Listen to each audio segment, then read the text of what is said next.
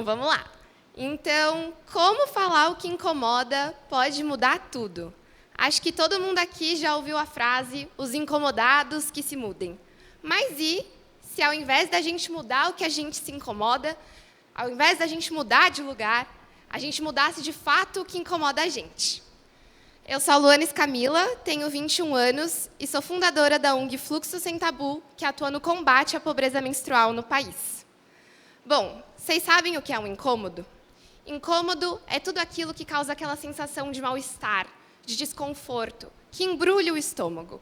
A gente tem alguns incômodos que são menores, como uma dor de cabeça que não passa, uma buzina no trânsito, mas tem certos incômodos que são mais profundos, que de fato mexem com as nossas vulnerabilidades, com as nossas crenças, com os nossos limites. E aí agora eu queria que vocês pensassem, o que incomoda vocês? Pensem agora em 3 coisas, e uma delas eu quero que seja esse incômodo mais profundo, que dá vontade de levantar da cadeira, que dá coceira. Quero, de fato, que vocês pensem em algo que realmente incomoda vocês. Enquanto vocês pensam, eu vou contar a história de algum dos meus maiores incômodos que trouxeram até aqui. Bom, em 2020, eu assisti um documentário que chama Absorvendo o Tabu e ganhou o Oscar em 2019. Esse documentário ele fala sobre a pobreza menstrual em um vilarejo indiano e o tabu da menstruação. Inclusive, deixo aqui de lição de casa para todo mundo assistir, tem só 26 minutinhos, então não tem desculpa para não ver. E esse documentário ele mudou minha vida. Talvez seja muito bobo ou exagerado falar que um documentário muda a vida de alguém, mas foi com ele que, pela primeira vez, eu senti esse embrulho no estômago diferente, que, de fato, me deu vontade de levantar da cadeira. Pobreza menstrual é um assunto muito sério aqui no Brasil. É um problema que atinge milhões de pessoas. E o fato de eu ser uma menina que já menstruava na época e não sabia que o absorvente era um item tão básico de higiene me incomodou. O fato de ninguém na minha escola, na minha faculdade, na época eu estava na escola ainda, mas quando eu entrei na faculdade as pessoas também não sabiam. O fato de meus pais nunca terem comentado, meus amigos, me incomodou muito. Como que eu não sabia que isso era um problema?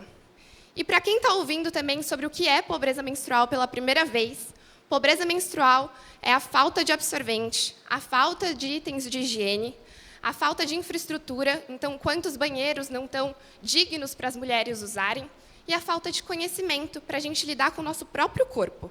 Então, a gente tem um big number em que 8 em cada 10 mulheres já usaram algum método inseguro para conter o próprio sangue.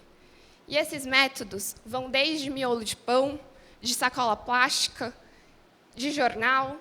São métodos que realmente ferem a dignidade da mulher. E outro grande problema é que a gente tem muita vergonha de falar sobre esse assunto. Talvez eu estar falando a palavra menstruação num TED pode assustar muita gente. Mas a gente tem que falar sobre isso. Até porque, hoje, 1 em cada 4 meninas faltam à escola. Elas faltam não só pela falta de absorvente, pelos banheiros precários das escolas públicas, mas também por vergonha. Não sei de quantas meninas que estão vendo aqui nunca já colocaram um absorvente na manga para ir para o banheiro da escola. Essa é uma cena que eu mesma fazia e que todas as minhas amigas faziam.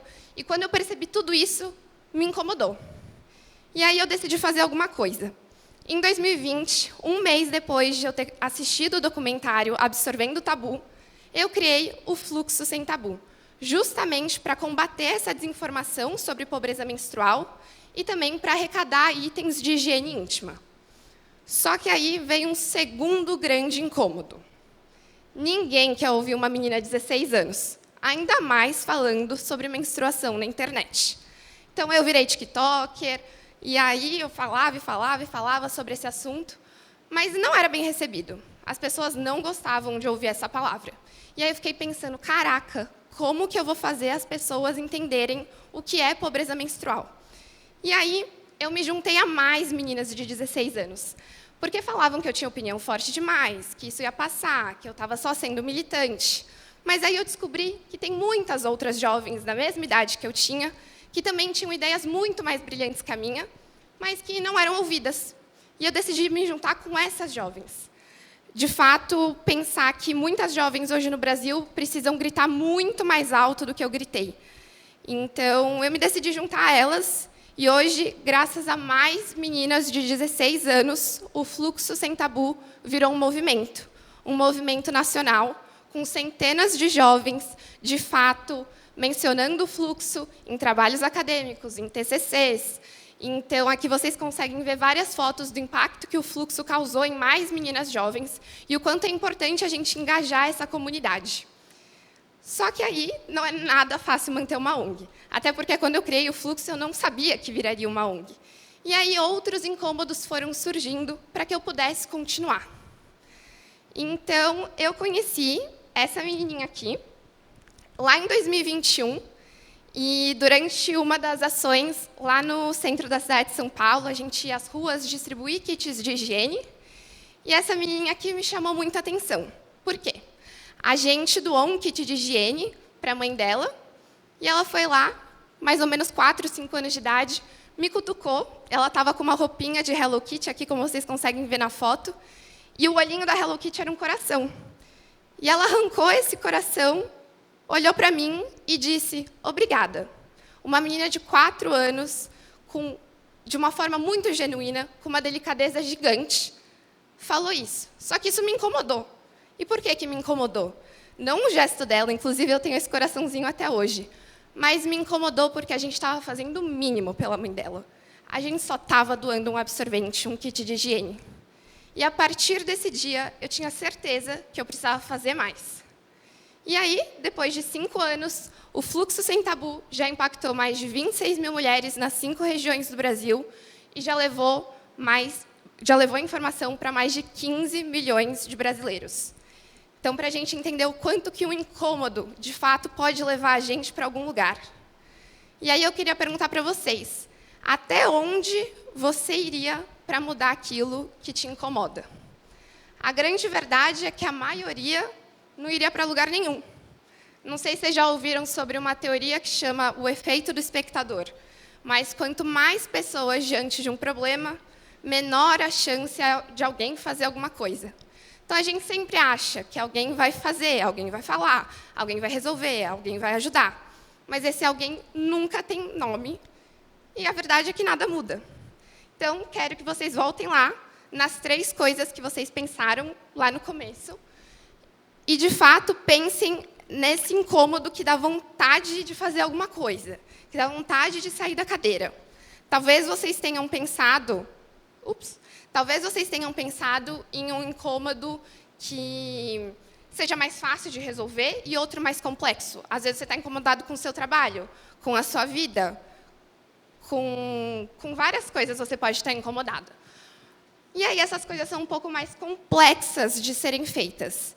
E aí, para a gente conseguir resolver essas coisas mais complexas, acho muito interessante a gente pensar que a gente consegue arranjar uma solução para esses incômodos. Então, sei lá, a fome do mundo é um problema gigantesco. Mas se cada um de vocês fizerem alguma coisa porque isso te incomoda, a gente consegue chegar em algum lugar. Então, mudar o seu incômodo pode ser se posicionar, pode falar alguma coisa que já tem te incomodado muito e, finalmente, falar sobre esse assunto.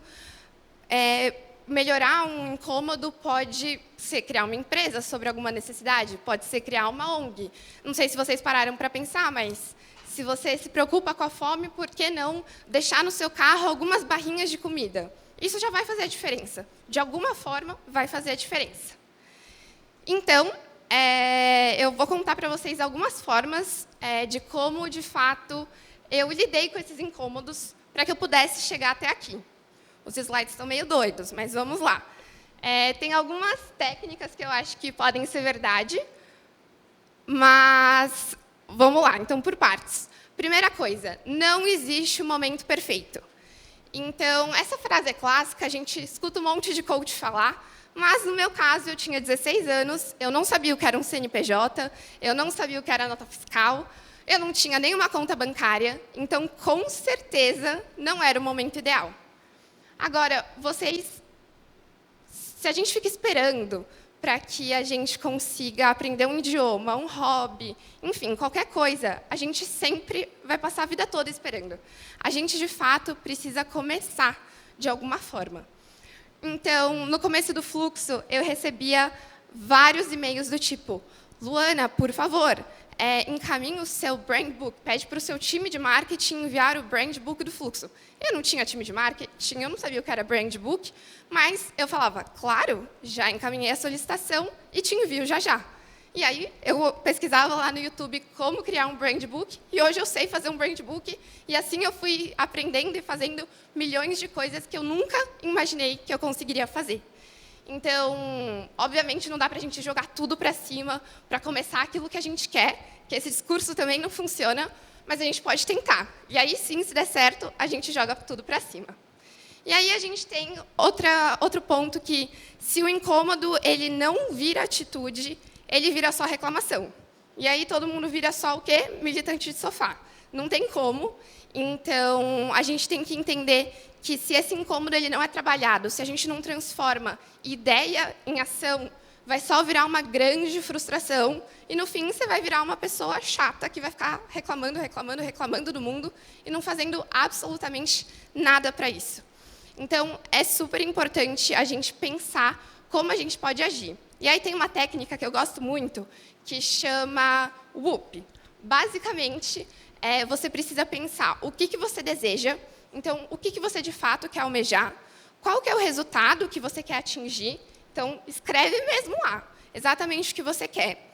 Qual que é o seu obstáculo? Então, é medo, é preguiça, é falta de dinheiro, falta de tempo. De fato, você colocar lá o que você quer mudar, o que está te impedindo de mudar. E você pensar no seu plano. Então, ter um passo a passo bem de caderno mesmo, nem que o passo 1 seja abrir o computador. Mas a gente tem que começar do começo. Então, é super importante a gente ter um plano. E aí, por fim, a gente também fazer as pessoas te ouvirem. Então, não adianta nada, você pode ter a melhor ideia do mundo, mas, se as pessoas não te ouvirem, não vai dar certo, não basta. E eu mesma tinha um desafio muito grande, que nem eu falei para vocês, eu tinha que fazer com que mais pessoas me ouvissem, sendo que eu era uma menina de 16 anos falando sobre menstruação, que é um tema que causa repulsa para muita gente. Então, algo que funcionou para mim, que eu falei para vocês, foi me conectar com mais meninas de 16 anos. Foi me conectar com pessoas que estavam na mesma fase que eu, usar uma linguagem simples, acessível, a gente ter coerência, a gente ter persistência e, no fim, muita repetição.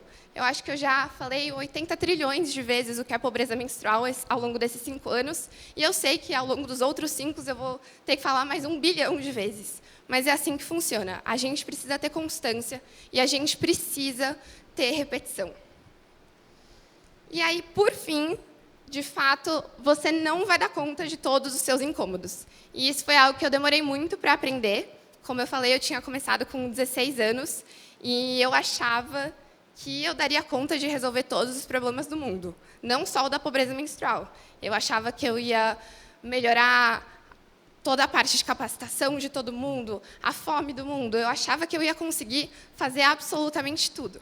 Mas não tem como. A ideia é a gente entender, de fato, qual que é esse maior incômodo que tem dentro de vocês e focar nisso, batalhar por isso. Então, sempre escolher as suas batalhas, porque acaba sendo muito importante a gente entender onde a gente coloca a nossa energia. O Fluxo só virou o que é hoje, que virou uma ONG que atendeu a 5 regiões do Brasil, porque eu coloquei a minha energia para tentar combater a pobreza menstrual no país. Então, é super importante a gente entender qual incômodo a gente quer focar e, de fato, fazer alguma coisa com isso. Bom, todo mundo tem algo que incomoda, e a diferença é o que você faz com isso. E o que você faz com isso muda tudo. Obrigada.